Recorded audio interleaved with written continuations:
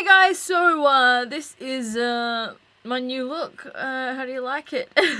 No, because it's Halloween, I thought I'd do a Halloween tutorial for you. This one's kind of more cartoony, I would say, but I have some special news that I want to tell you. The reason I chose to do a zombie look is because I was lucky enough to be a part of the Neighbours vs. Zombies web series, and if you don't know what Neighbours is a TV show here in Australia, longest running Australian drama. I got invited to help write, direct, and also star in, and also create the theme song for the web series Neighbours vs. Zombies. I'm gonna leave links in the description for you to go check out the series. If you guys want to know how to achieve this zombie look, then just keep watching. Luna shows you how to do it. Okay, so first up I'm just going to put in my contact lenses. These are whiteout lenses from Gloss. I'm going to grab my solution and pop a drop of that in my eye if I can. Oh my god, it's so hard. Where? Then very carefully place the contact into your eye. It is the most difficult thing I've ever had to do in my life, but I got there in the end. Look at me go. Then I realized I put it in the wrong eye, so I switched eyes. Now I'm just going to take a regular glue stick and I'm going to use this to cover my eyebrows. This will give you more of a skeletal look, and all you do is layer it up and then cover it with some concealer. I'm taking my Bruise Wheel by Kryolan and on a sponge taking the flesh color and just patting that onto my eyebrows after the glue's dried. Now because this color is dark, you can use it to contour as well, so I'm just contouring around the forehead area to sort of give it this gaunt look, as well as in the temples, anywhere you want to slim your face out. Then I'm grabbing the yellow base flesh tone here on a brush and just patting that further into the eyebrows to cover them up as much as I can. I also pop some of that down the nose to contour and slim that out. And finally down along the cheekbones. So anywhere you feel hollows in your face is a good idea to pop the darker colors. Taking a cheap beauty blender sponge, I used it to apply and blend out the color, and I just found it worked better than the smaller sponges. Now I'm just grabbing a face powder by Gorgeous Cosmetics, and this I'm using to set all the eyebrows. Back to the Bruise Wheel, I took the dark blue here and on a brush, a paint brush, I just use it to quickly line out the sort of bone structure of this skeletal look. Now this is just a guide so you can tell where you want to put all your detail.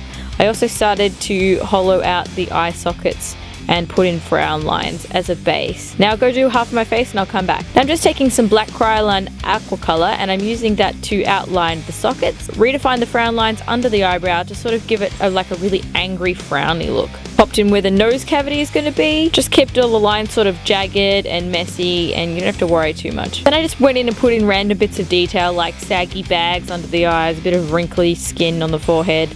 Tried to imagine it would be like sort of shriveled looking. Then I went in and started to do the mouth area, so I just hollowed out the sort of like teeth, jaw area, including the cheekbones, and just try to define everything a little bit more. Then I started popping in the lines for the teeth. These are simple, just little strokes. Then taking a fluffier brush, I started to blend out the inner areas of those lines. So you imagine that these are going to be hollow, so you want to sort of fill them in and blend them out to be a little bit darker. Then I took one of the sponges and I ripped some holes in it to give it sort of like a texture, and I dipped it into the bruise tones in this wheel. I then sort of filled in under my eye. It's probably easier to use a brush for this, but you know, I was being resourceful and I wanted it to look mottled. Then I took more of the blue tone and used it to sort of deepen up the under eye area. Now this is all just going to be a base for the actual eyeshadow. At this point I took a red lip liner pencil and popped that along the waterline and sort of rubbed it in around the eyelashes to make the eyes look a little bit more irritated. Then I grabbed some brown eyeshadows and on a little fluffy brush I filled in the socket area.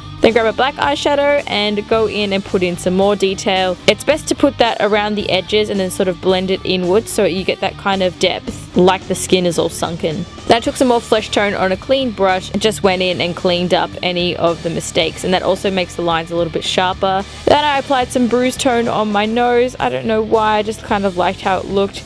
And then I grabbed the fluffy brush again with some black eyeshadow and went in and filled in some more detail on the jawline. Created some more creases, blended out the teeth lines, and put it onto my lips as well. Clean that up again with the flesh tone and a brush just to get the definition all nice and sharp. And then do the same sort of thing with the temple recession. That's what I'm going to call it. Started to get creative and just started adding like mottled bruise tones all over the place. I didn't want this to be just a flat tone zombie. I wanted it to have a little bit of color. So as you can see, I'm just popping it along the jaw and anywhere down the neck. Why not? I'm just having fun making patterns on my skin, really. Decided I needed to darken up the eyelids a bit more. I just put in some black gel liner. Then I took some really light concealer and popped that around the edges to create a sort of highlight, and then just blend it all out with a brush. Don't forget to highlight the teeth as well, because I almost forgot. Then I started buffing everything in so it wasn't so like obviously cartoony.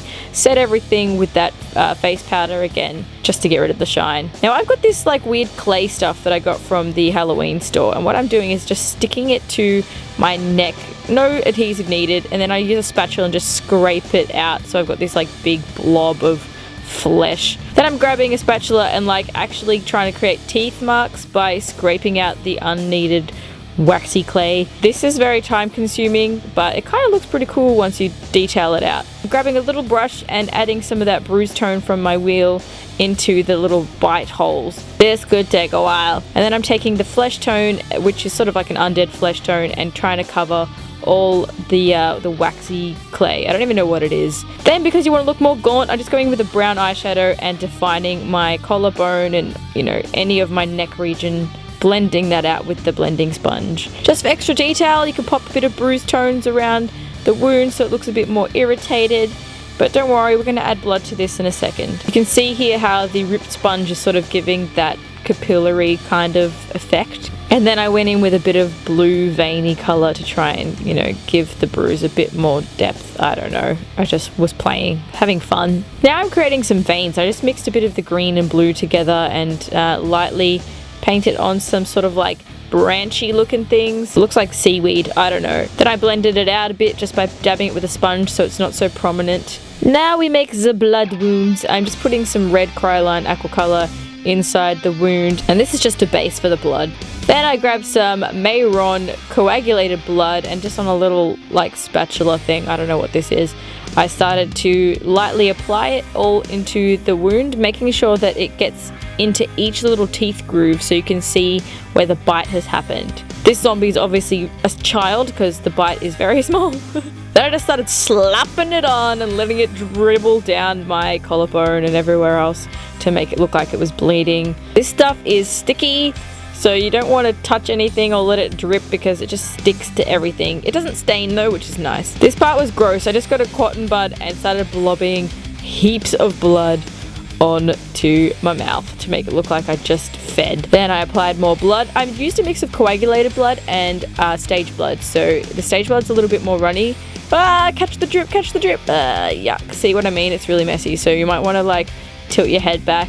I don't know, maybe put some towels down. When you're doing this on someone else, you can get them to tilt their head back, but on yourself, it's a huge mess. So yeah, just add all the blood. There's some more coagulated blood. Yeah, just because it's darker, it's kind of more intense. I kind of like the darker blood look. Yeah. Finally, because this is just like corn syrup stuff, I just put some on my teeth because it's perfectly safe.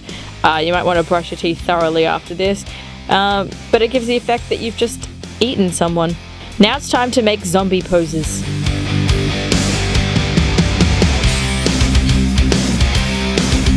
And if you want to see this look as a cake, yes, I said cake, go and check out the tutorial by Cakes by Chopper. He turned my zombie face into a cake. You can eat my face. Link for that is below as well. So make sure you head on over to the Neighbours YouTube channel as well as their website to check out the web series that I am in. It's running October 27th till October 31st, which is Halloween. Anyway, that's all I got for you, and I'll see you next time. Bye-bye!